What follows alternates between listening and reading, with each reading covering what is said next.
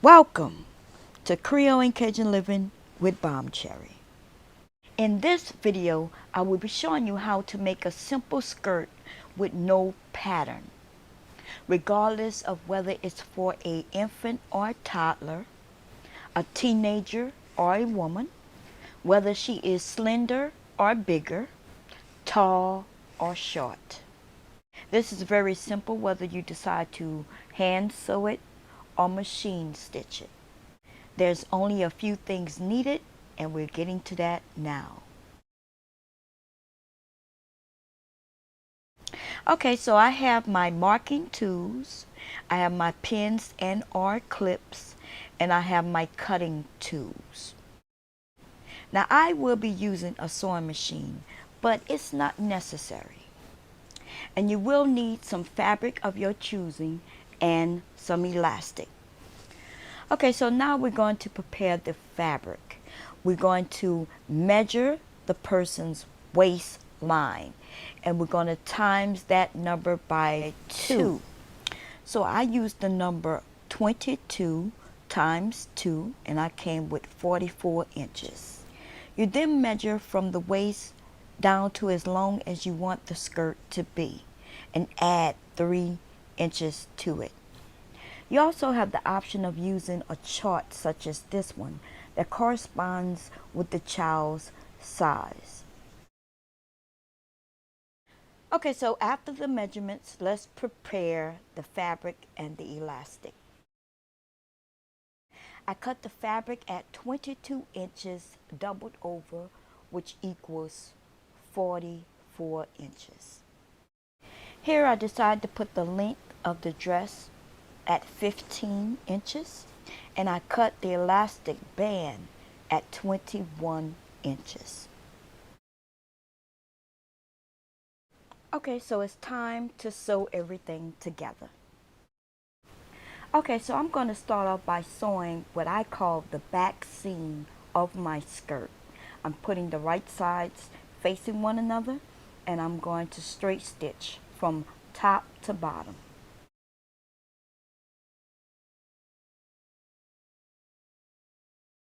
Now at this point, what I'm going to do is use my picking shears to cut down some of the seam allowance.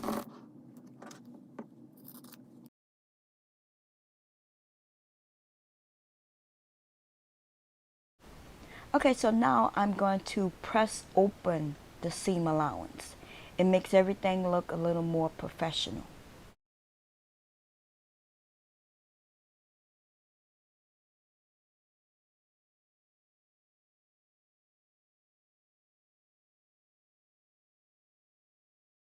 Okay, so I have a directional pattern on my fabric, which means that there is an obvious top and bottom. If you do not have this to your fabric, then you can choose which would be the top and which will be the bottom of your skirt. Once you identify the top, we are now going to create our casing for our elastic.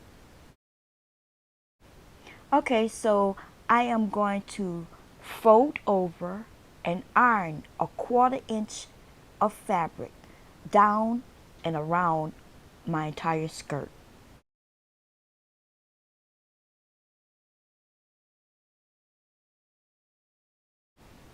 Okay, so now I'm going to fold over an additional 1.5 inches for my casing, just enough for my elastic to go through.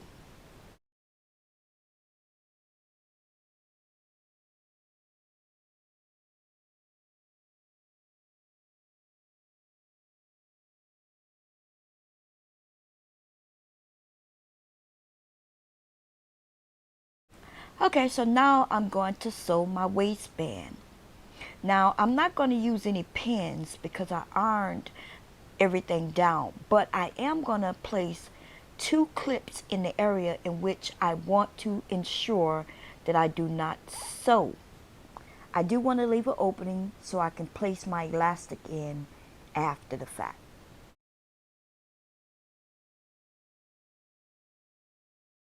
Okay, so here is where I'm going to drop my needle, and I'm making sure that I do not sew all the way around, okay?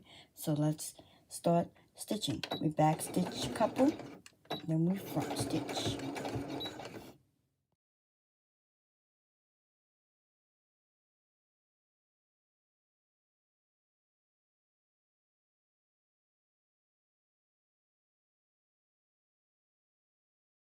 Okay, so here's my stitch going all the way around, and here's my opening. And what I'm going to do with my opening, I'm going to place my elastic inside. And I'm going to show you how I'm going to do that, okay? That's why I left the opening, so I can put the elastic in. So here I have a safety pin. I attach it to my elastic, and I start to thread it through the casing. It may take you a few minutes, and if you made the casing correct based on the size of your elastic, added additional width to it, then everything should fit in nice and snug.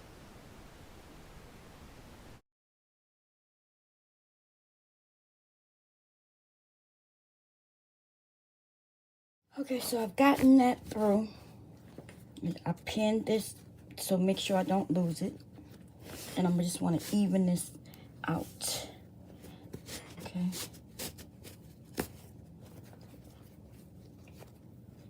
What I'm going to do before I completely even it out, I want to make sure everything is right. I'm going to take this, put it under the machine, and do a zigzag stitch back and forth. Okay. You want to make sure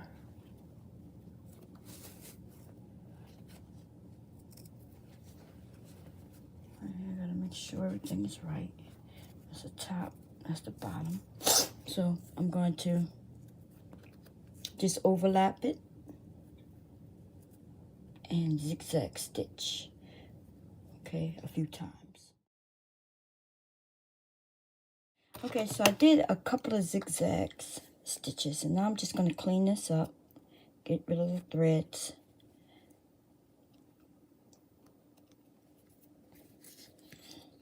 Don't have to be pretty, but it does need to be secure. Okay,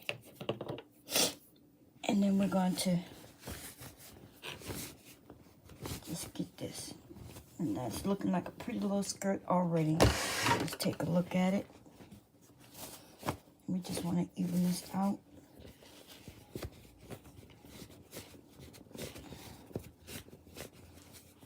And right here, where I left an opening, I'm going to take it, and then I'm going to stitch it closed, okay, with a straight stitch. But while I'm doing that, I'm making sure to hold it this way.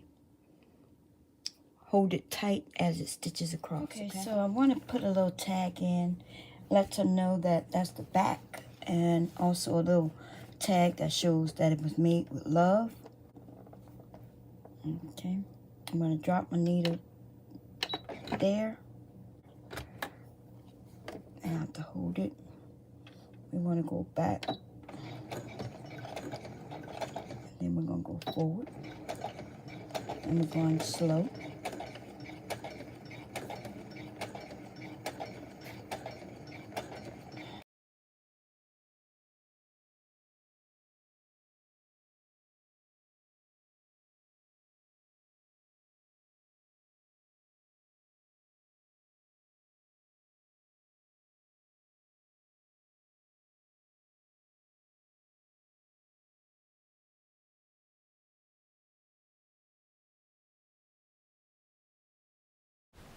Okay, so here's the skirt. Looks pretty good. So now all I have left is to hem the bottom. Okay, so what I'm going to do is I'm just going to hem it maybe about a ½ inch all the way around. And I'm going to use both my clips and my iron to help me do that. Now the reason I'm only hemming once or folding over once is because the fabric that I'm using isn't one that unravels easily, and also I use peaking shears, as you saw at the bottom, the zigzag kind of pattern.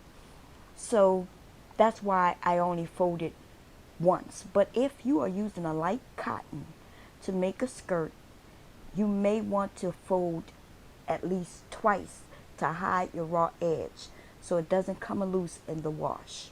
Okay? So check it. Less than 10 minutes.